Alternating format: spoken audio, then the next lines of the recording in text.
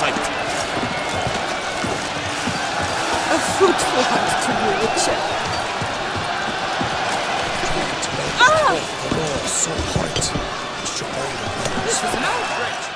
Need to speak to the Duchess, urgently. All right, you scamps. Store is done. Go find your parents. But the Pomerine, what about the story of Rittik and the dragon? Our tales for another time. But take a good look at the man who stands before you now. This is Geralt of Rivia, the master witcher who lent his valiant hand to the defeat of the giant Goliath. Master Witcher, is it true virtue always trumps villainy?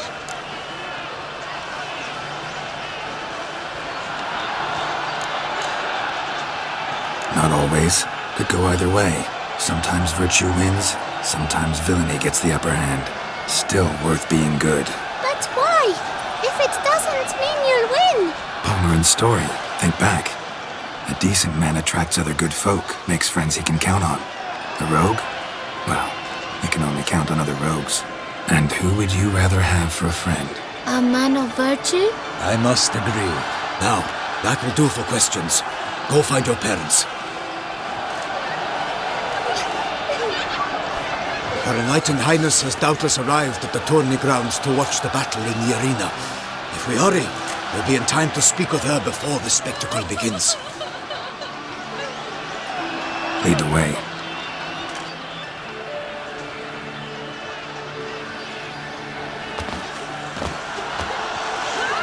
Who's fighting? Nilfgaardian gladiators? Close, but not quite. As we'll soon see. Someone's gonna fight a Shaelmar? With all some bells on its tail to confuse it, slow it down? Whatever is the problem? The beast is a gift from the Emperor, no less.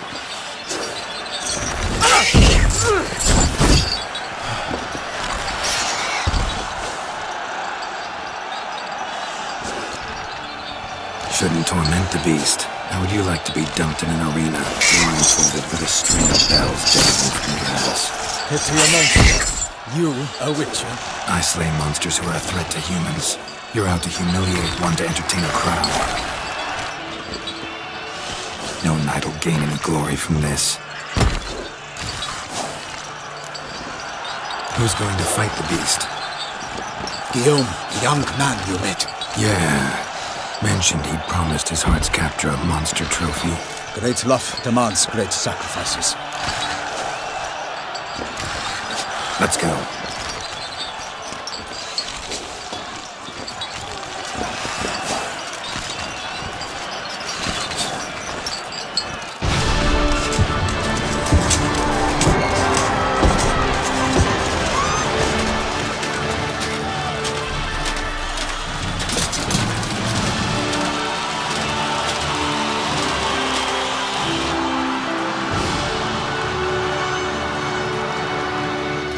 I dedicate my imminent victory to fair Lady Vivian.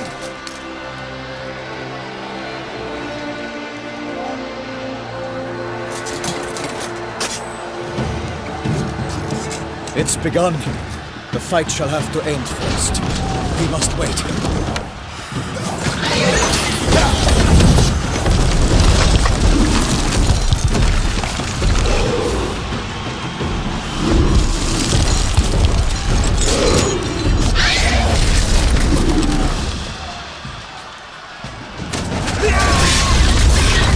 Got a bad feeling about this.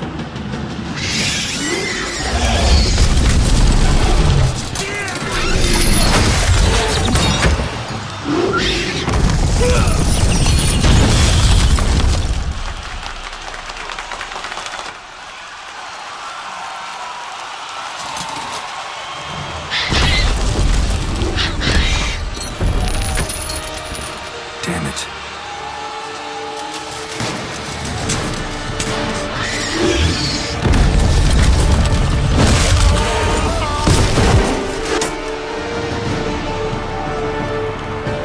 We have to help him.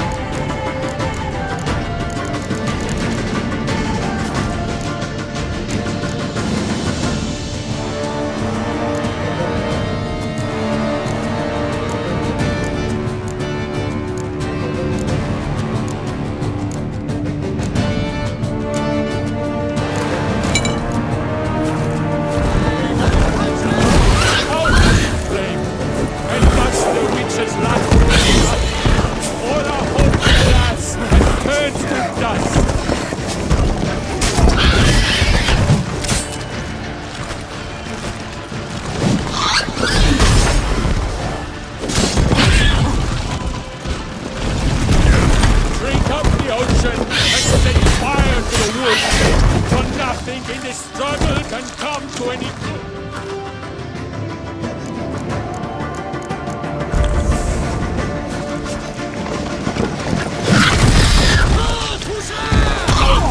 The beast has been weighed by the gods.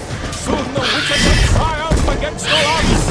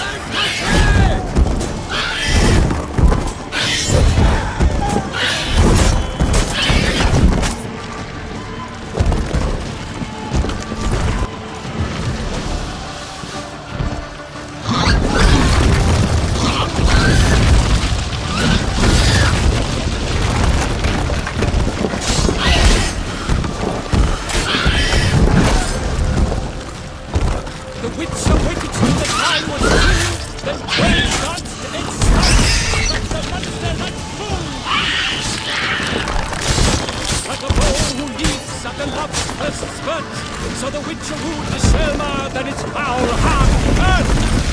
Dodge, dive, flee, faint, its racer strikes belly, Selma divides the loud, blood and storms the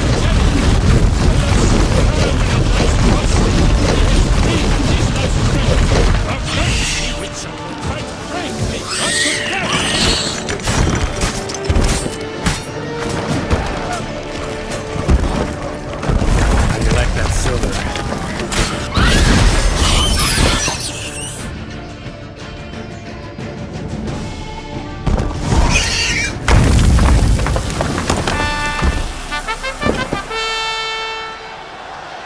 The Selma lies defeated by Geralt of Rivia, master of the witchering trade. Behold, as the last gasps of life seep from the beast.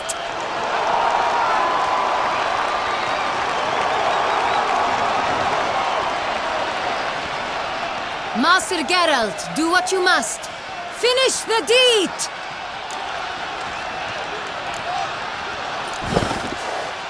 Monster's no threat. No need to kill it. A victor may always show mercy. It is his right. Long live Geralt the Merciful! Pikeman, see to the beast.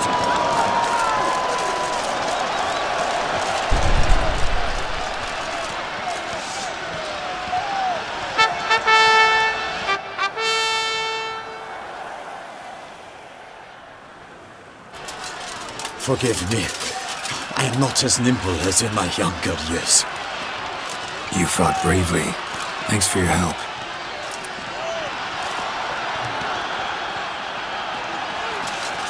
Guillaume. The lad came damned close to dying. I'm fine. Not hurt at all. Vivian? Smile as befits a hero and keep silent. Speech clearly pains you. She approaches.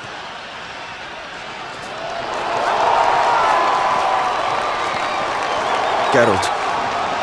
We must talk. Vivian. You shall talk later, in the medic's tent. Geralt, magnificent, breathtaking. Your Grace. We knew that to summon you was a brilliant idea. We are delighted, ravished to have struck upon it. And I'm truly honored. See to our young hero. Hop, hop. For we must make off here, Geralt. We should talk.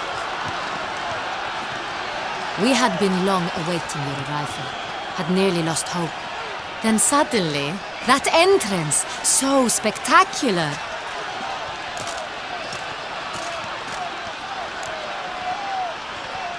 Your Grace. Shaelmars are dangerous creatures, even to knights in full-plate armor. Nonsense. In Toussaint, knights have battled beasts for mere glory since time immemorial. True. Guillaume suffered a few bumps, scars, and bruises, but in return gained eternal glory as he who slew the monster. What about the crowd? Say the Shaelmar had vaulted into the stands. Would have been a massacre. Geralt, though we value your fortuitous intervention in the arena, we would remind you your services have been retained, and as shall soon become clear, you will be generously compensated for completing another task altogether. Your Grace, my contract. I'd like to discuss it. Naturally, but not here. We shall need Damien. He led the investigation pending your arrival. But whatever could he be? Come, we must find him.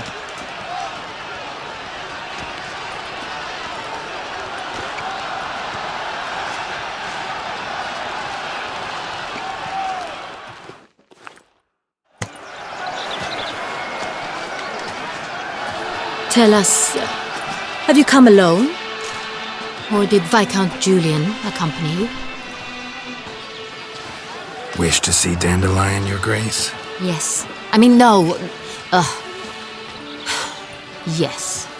But solely to tell him we regret. Yes, deeply regret rescinding the death sentence we so justly handed down upon him. If we could turn back time, we would make certain he sat in a tower till he rotted. No, we would ensure he was broken on the wheel, then drawn, hanged, and quartered.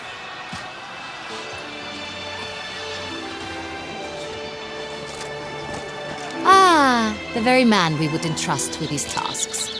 Damien de la Tour, captain of my personal guard. Your Grace, Witcher. Greetings. Sorry to have to tell you, but the guardsman handling the last victim's body... I know already. The creature in the cellar of Corvo Bianco. Was it the beast? No, a Bruxa, a kind of vampire. Not the beast, but tied to it in some way. You know this how? Through careful analysis of the evidence, both on the riverbank and at Corvo Bianco. Do you mean to insinuate the investigation thus far has been sloppy? Geralt insinuates nothing of the sort. We must listen to him attentively. I examined the body of the beast's last victim. Might have found something, need to analyze it. A quiet place, that's what I could use most right now. And maybe the help of an alchemist or a mage. Also like to hear all you know about the previous victims. Take it Sir de la Tour is my man for that. Firstly, call me Damien, please. Secondly, you should know I spoke against summoning you here. I've heard much about you. You bring trouble, or thus far have, always. And we've enough trouble as it is. Yet we are capable of defeating the beast on our own, without an outsider's help. I've no doubt about it. Damien, we settled the matter of the Witcher's employ some time past. Definitively. Since you have broached it nonetheless, let us discuss Geralt's pay. Are the legends true? Do Witchers usually demand that which you find at home, yet did not expect? Not quite, Your Grace. Law of surprise, it's something we invoke at times, but rarely. Usually we just take gold. Disappointing. This law sounds rather romantic. On the other hand, on returning to the palace, we would likely find impatient petitioners or a set of sample fabrics for a new dress. Poor rewards, both. I fear you'd not have much use for any of the surprises we are likely to come upon. Thus, we've decided you shall receive the deed to a vineyard, Corvo Bianco, and a sum of coin. You will doubtless consider this adequate. Title to the vineyard shall be given to you at once. Surely you'll need lodgings while you hunt. The coin, however, will be yours only once you have slain the beast. Lovely, generous gesture, Your Grace. Corvo Bianco. Isn't it the Duchy's temporary morgue? Is it now? The Chancellery's bungled things again, we fear. Not to be left unsupervised for one instant. Yet, in its mood, a morgue should present minimal problems to a Witcher. What's more, Nothing enhances a wine's reputation better than a grim legend. Thank you, Your Grace. I accept the contract, of course. But as I said before, I'll need some information. How'd it start? Who was the first victim? Crespi was the first to die. He was famed once for his many glorious tournament victories. Then he grew old, hung up his sword, and took to winemaking. Crespi was not loved by the wine merchants. He was ruthless in business and thought to cheat many a time. He asked us for a dispensation from all court ceremonies. We did not grant it. We could not. Once you've taken the oath of a knight, you remain a knight till death. How'd he die? Where'd they find the body? Quite unusual, the circumstance. He was at a feast when suddenly one of his fellow feastgoers noticed he was missing. The town watch found him an hour later. On his hands and knees, propped against the town pillory, his sword hanging from his neck. He had died of wounds inflicted with claws, not a weapon. Blows of great force. So he died suddenly, but the body was on its knees, meaning someone posed it. So it seems. Second murder. Tell me what you know. In the city there are certain nooks. No one reasonable ventures there after dark. Ramon Dulac's corpse was found in one such place. With the first murder, terror gripped the city. Its inhabitants grew wary, kept to safe areas. Consequently, news of the second victim came to us from a group of concerned cut-purses. Criminals fear the beast? Telling in a way. Take it you've excluded the possibility that Ramon died at the hands of these bandits. Do you believe me an amateur? Not hands, but claws killed Ramon Dulac. The wound was deep, clean.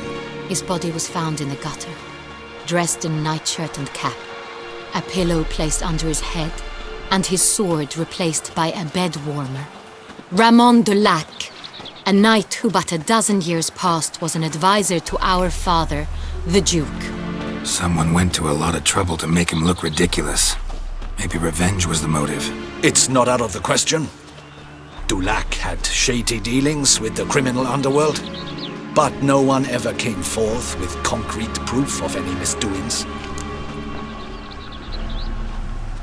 So, first two victims were knights, best years behind them. The same could be said of the third. Sir Delacroix was wont to claim that in modern times knights face new challenges, enterprise being the latest addition to the chivalric virtues. He made a veritable fortune in the grain trade. Palmerin even nicknamed him Sir de la Stinchi. Found a coin pouch on his body. Contained florins dating from various times, hailing from different provinces of the Empire. Delacroix loved coin, true, but had no patience for numismatics. Lots of similarities between the victims. All the bodies were found in strange places under extraordinary circumstances. Seems the murderer, whoever or whatever it is, has some meaning to convey. These were honorable men. We are horrified by the disdain, the disrespect with which they were treated. These were knights of Toussaint. Blast it. Might be the point. From what you say, none was a model of virtue. Ever considered that's what the beast's trying to draw attention to? All the murdered men were knights who swore fealty to the 5 chivalric virtues. And even if the Knights of Toussaint swear fealty to what virtues exactly? honor, wisdom, generosity, valor, and compassion. 5 virtues. Why are they so important to your knights? Strange question. Your Grace, forgive me. I'm a foreigner trying to understand another land's customs. You are forgiven. According to legend, the virtues we cultivate were bestowed upon us by the Lady of the Lake. How we truly came to espouse them, none remember. In Toussaint, we believe men of low birth should be simple-hearted and obedient. We expect much more, however, of our knights. They are to be soldiers and courtiers, lords and servants. Thus, the need for clear moral guidelines. At the time of his dubbing, a knight vows to demonstrate throughout his life honor, wisdom, generosity, valor, and compassion. Beast seems to be pointing up moral decay, denouncing it. Victims were all humiliated. Might have been murdered to emphasize their lack of specific chivalric virtues. Honor compromised by the pillory. Wisdom by ridicule. Generosity by a coin pouch shoved down a throat. It seems to fit, true, though not perfectly. Can't discount the theory if it's on the lips of everyone in town. Say our reasoning's right. Next murder will be just as showy and denounce the victim's lack of the fourth virtue, valor. We can also assume that victim will be an elder knight. Let's think. At the moment, all the knights are either at the tourney grounds or in the palace gardens. Our annual hare hunt shall begin there shortly. Have you heard of the custom? Milton mentioned something. Seemed excited to prance around in a bunny costume. Not sure why. Hang on. Strange circumstances. A knight advanced in years. The famed cowardice of rabbits. Could it be that simple? Is Milton de Peyrac-Peyren the next victim? Milton also knew Delacroix. Told me so down by the river. Damien! To miss something so obvious. De Peyrac-Peyren, Crespi, Delacroix, and Delac formed a knightly team. It was years ago, but... Your Grace, we need to find Milton, immediately. Rather problematic. You see, the garden entertainments are due to start, and he's disguised as the hare, hiding somewhere, waiting for some tipsy courtiers to find him. The hare's hiding place is a carefully guarded secret. We must call off the game, at once. First and foremost, we must remain calm. Damien, order the garden searched immediately, but discreetly. By no means can we disrupt the festivities. Panic will only incite the beast to strike sooner. And you, Witcher, follow me. My gardens, my night, I shall take the fall. A murder is out of the question. I will not allow it. Not near my palace. Horses? Ready our horses!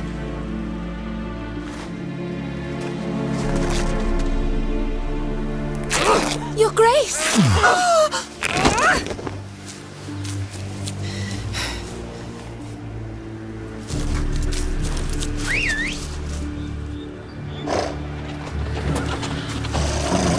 What the hell? Why, I should... Your Highness, Mind it doesn't get wrinkled. Onward!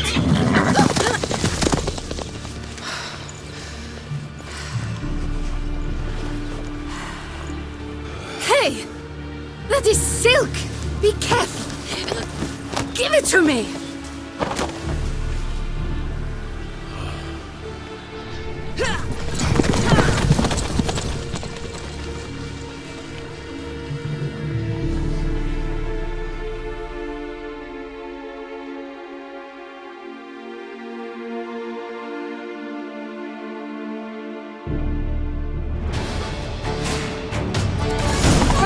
Their Grace seems right at home in the saddle.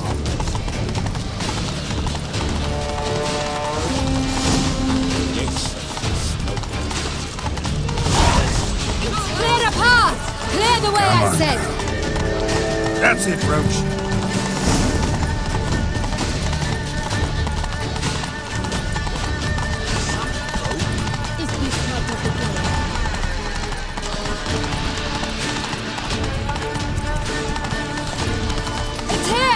Round the corner! Hurry! We must go to where the game is being held. The participants must find a unicorn's horn, a golden fish, and a phoenix egg. With these in hand, they can deduce where the hare, Milton, hides. Mean we need to find those things too? We've no other option. But time is of the essence, so we shall have to break the rules.